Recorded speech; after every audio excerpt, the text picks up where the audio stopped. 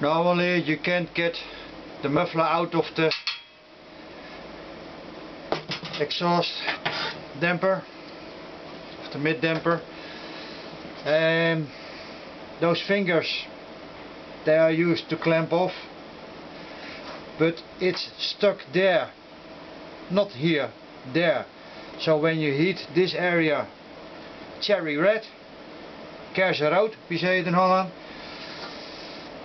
then it will come loose. This one, I'm not going to reuse it, I use always a new one.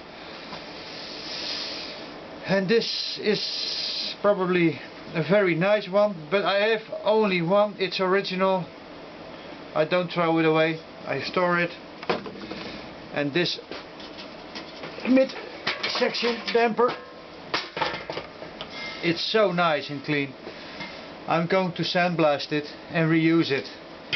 This one is a good one.